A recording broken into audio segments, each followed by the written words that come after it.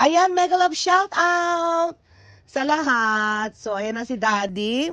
It's his birthday today, but you know, the love of agriculture is just in his blood. So, ayan, nagtatanim na si Daddy ngayon. Yan yung tinatawag niyang dragon pepper. So, tingnan natin kung anong klaseng pagkamala-dragon yan. Pag, tawag nito, pag namunga na, no? So, and then meron tayong 4 na kamatis. Pinalagay ko na dyan sa paso kasi pag nandito naha-high blood ako dahil hindi ko nakukuha yung mga kamatis sa likodan. Ayan. Marami tayong mai-store sa ating freezer pagdating ng winter time. At saka kahit na hindi winter time, pag hinog na, di kunin na. Okay, and then ito yung aming napakahaba na taniman ng talong at puro ampalaya.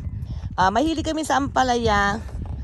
Yan, sa lahat ng mga Ilocano naman kasi daan tayo nga talaga tiparayan niya. At sa mga hindi nakakaalam, ang ating ampalaya ay maraming health benefits ito. Pampababa ng blood pressure, pangpababa ng blood sugar, at toxic killer, parang ganon yata, yung cleanser, ganon. Okay? So, makikita ninyo, dry ang ating lupa kasi bumagsak yung ating temperature kagabi. So, mga nakatimba ito, no? Yung nakataob na timba, then nilagyan ni Daddy ng bato sa ibabaw. Kaya makikita ninyo, medyo malungkot ang ating mga talong. Kasi gininaw yung mga yang kagabi. At in fairness kay Ampalaya, bongga siya dahil hindi siya gininaw. Okay, ito namang malaking swimming pool na ito. Well, malaki kapag ang baby mo ay 2 months old pa lamang. Lalagyan namin ito tataniman namin ito ng kamote. Kaya pinapaugat pa ni Daddy yung pinagtalbusan natin ng kamote. So ayan, ipakita ko sa inyo yung ginawa namin ni Daddy. Kasi sabi ko kay Daddy, akong mag-design para hindi ka na overwhelm kung gaano karami. At yan naman yung aking 3 paso ng succulents and cacti. At marami pa akong ililipat. Ayan, meron pa akong 2 pots na malaki. Kaya nakaganyan yan. Kasi project ko yan. Then, ito naman yung mga timba na ginamit na pang takip kagabi. Then, ito yung second box ng ating vegetable box, no? So, merong 4 dito na ampalaya, 4 na talong. Yan, mega love shout out sa maduming lamesa. Lilinisin yata, magja-general cleaning tayo once na itanim na ni Daddy lahat. Then ito siguro is okra. So, 1 dosena yan. We also love okra. And then doon natin ilalagay yung sitaw. So dito hindi ko pa alam kung anong itatanim ni Daddy. But I'm pretty sure ilalagay ni Daddy dito yung 3 patola. Ay, upo.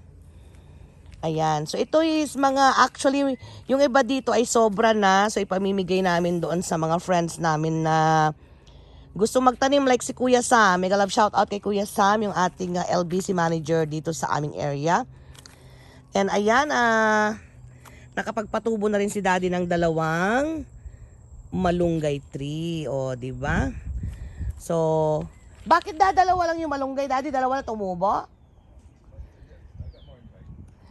Marami pa pala doon sa loob si Daddy. So siguro tong malunggay tingnan natin kung anong pwede natin gawin dito. Pwede natin siguro siyang ipat lang sa maliit. Gagawin natin parang bonsai, parang ganon. So ayan, so we are looking good. Not that good yet, but little by little. At magkakaroon din tayo ng, sabi ko kay Daddy, bumili kasi ako ng yung electric na lutuan. Si Daddy nyo kasi, kapag nakakaamoy ng prinitong isda, ewan ko, nagfi-feeling Amerikano yung ilong niya, no? Okay. So anyways, ayan na si Daddy. Dinidiligan niya na ng bongga yung mga tanim niya. At maya-maya kami ay lalakad naman to celebrate Daddy's birthday sa labas. Yan yung pinakasweldo niya. Sweldo talaga. Ayan. Hi, Kaylo! Bebe, are you thirsty?